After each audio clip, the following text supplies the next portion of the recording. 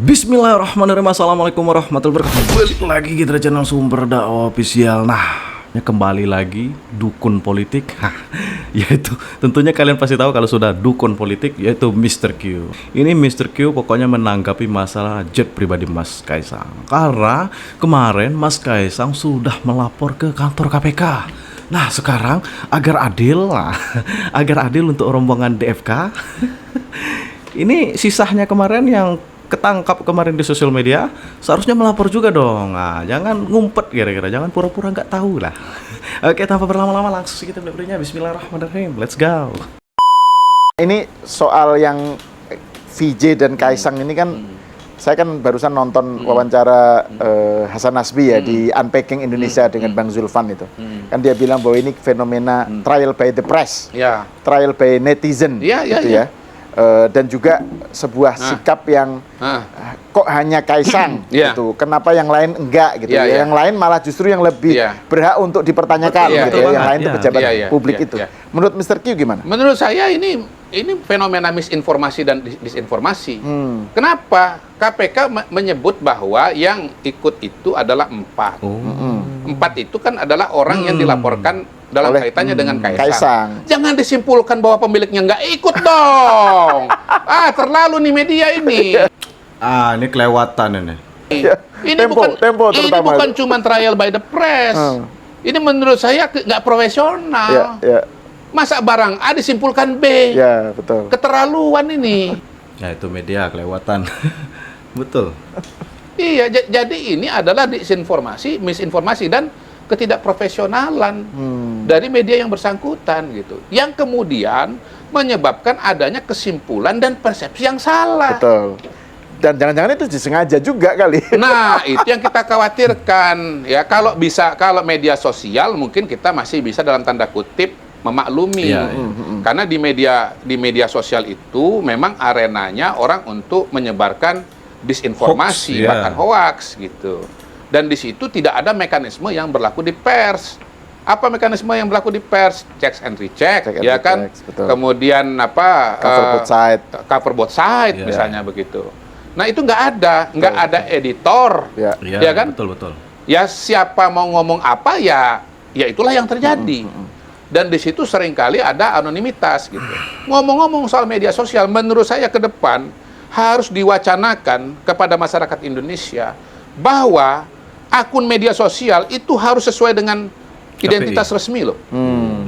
Karena kalau tidak akan kehilangan tanggung jawab dan akan terjadi fenomena misinformasi dan disinformasi. Betul. Setuju, memang riset-riset psikologi sosial sudah menunjukkan kok dengan sangat jelas dan tegas bahwa kalau tidak ada nama maka kemudian tanggung jawab juga hilang. Betul.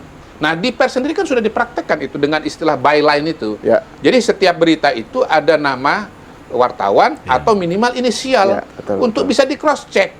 Siapa yang penanggung jawab maksudnya? bertanggung jawab terhadap produksi berita tersebut. Bahkan inisialnya itu kadang-kadang ada 2 atau 3.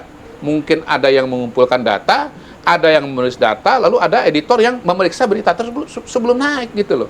Nah, mekanisme itu kan nggak ada di media sosial gitu. Nah, bagaimana cara mengantisipasi adanya disinformasi dan disinformasi? Ya menurut saya salah satunya dengan identitas harus jelas, bukan cuma sekedar misalnya nomor KTP misalnya gitu, tetapi betul-betul sesuai dengan nama. Jadi kalau misalnya ada akun kalau dulu misalnya ada akun Fufu Fafa gitu, ya sekarang misalnya harus jelas namanya siapa gitu loh, sesuai dengan nama asli. Akun email, akun Twitter, akun apa lagi, akun TikTok, Instagram, akun TikTok, intinya semua media sosial. Hemat saya harus diwacanakan untuk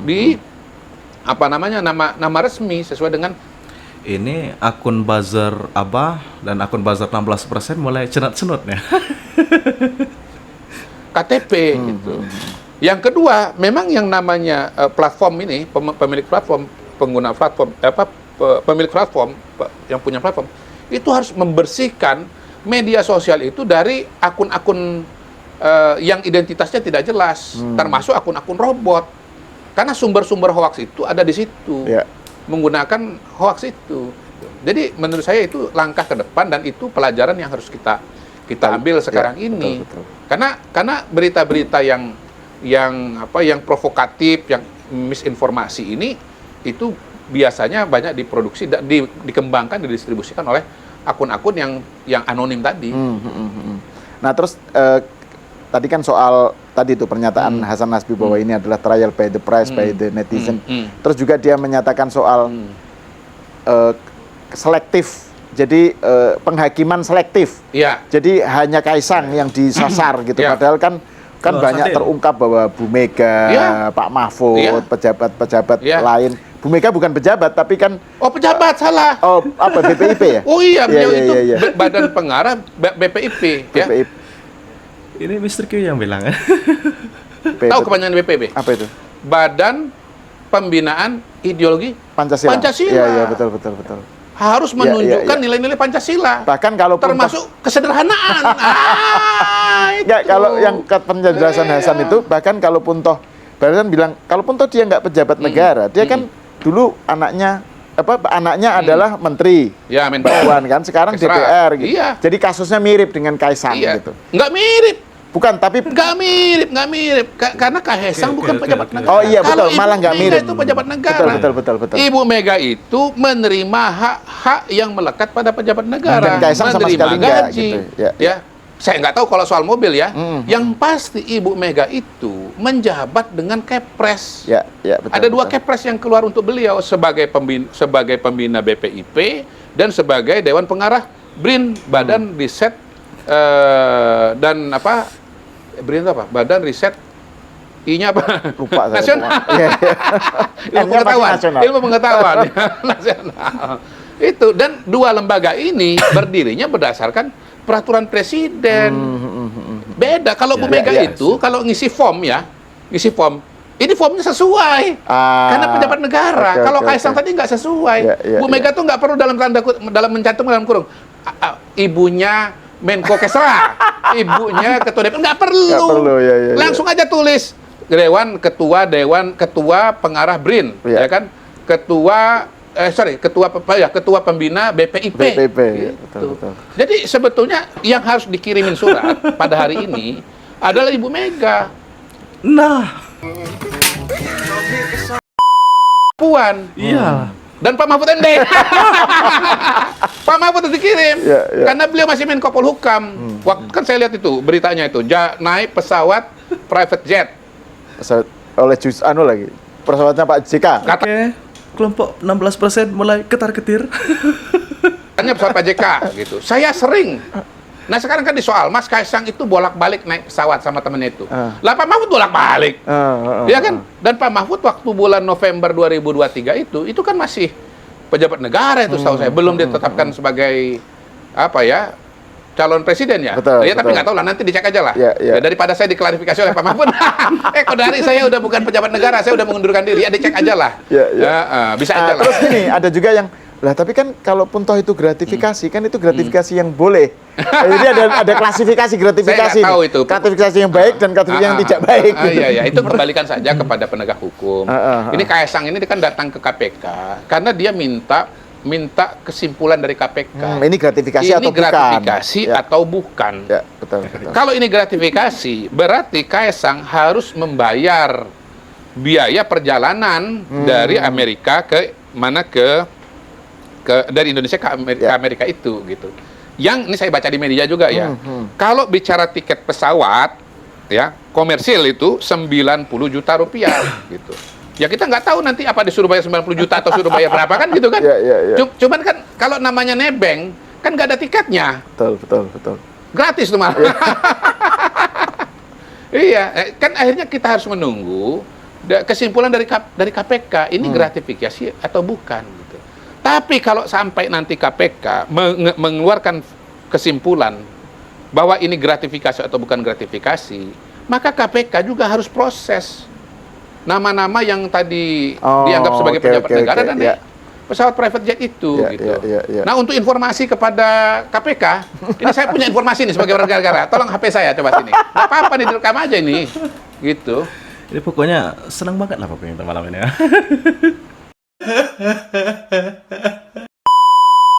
Ayo mas, segera mas, ayo mas. HP saya mas, bawa sini mas. Gak apa-apa, mas udah muncul di frame gak apa-apa, ini biar orang bisa lihat kok. Oh kita ini diskusi apa adanya kok. Iya betul. Bentar ya. Bentar. Ini soal bener nggak bener ya, saya nggak tahu nih, saya dapatnya dari media juga ini. Oke, ini saya bacain aja. Bacain ya. Sabtu 5 Juni 2021, Puan Maharani melakukan kunjungan kerja ke Kota Manado. Nah itu tolong netizen kulik-kulik itu, kan netizen katanya pinter kulik-kulik kan. Perjalanan Kaisang semua bisa dicek itu, Iya, ya. iya, iya. Pesawatnya serinya apa, ya kan? Nomor penerbangan berapa, gitu. Perjalanan berapa lama, terus kemudian manifest atau penumpangnya bisa ketahui. Tolong nih, ya. Mbak Puan, Sabtu 5 Juni 2021. Ya tolong untuk 16% sama anak abah tolong dicek. Bang Roy, so cek. Tuh, ya netizen ya cek ya ke Kota Manado. Tolong dicari informasinya. Ini pakai pesawat apa, ya? Punya siapa? Gratis kasih atau bukan ini, ya? Mbak Puan waktu itu sebagai apa? Dan pemilik pesawat itu hubungannya apa dengan Mbak Puan ya? Gitu. Kemudian 11 Desember 2022, Mbak Puan menggunakan pesawat jet pribadi ke Solo.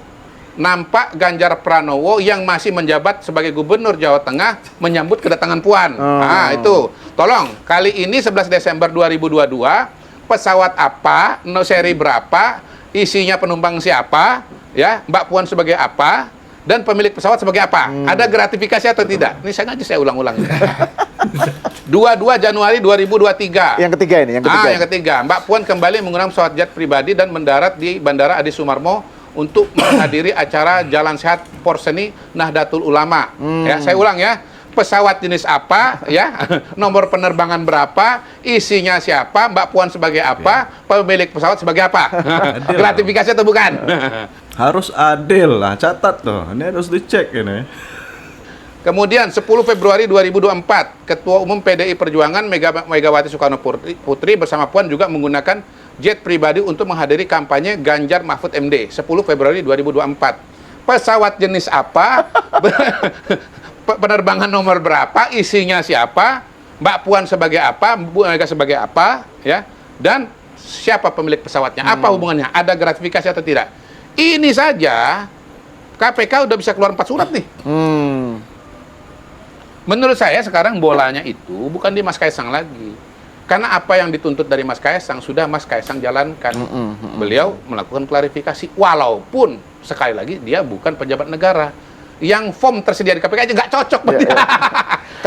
Kalau kategori bukan pejabat negara itu ada gradasi nggak, Mr. Q? Kan banyak yang bilang Kaisang bukan pejabat negara. Ya tapi kan anaknya presiden. Iya. Gini, kalau baca undang-undang ya, yang saya tahu saya nih ya, berkaitan dengan apa yang terkait dengan ini. Ada undang-undang nomor berapa tuh? 28 tahun 99, ada undang-undang nomor 31 tahun 2019 ya. Itu nggak ada gradasi segala macam. Pokoknya pejabat negara atau bukan pejabat negara. Udah gitu aja. Ya. Ada pejabat negara atau tidak bukan pejabat negara. Nah, gini, kalau bicara penyalahgunaan, itu kan penyalahgunaan nanti bukan sama dia, sama bapaknya. Sama bapaknya.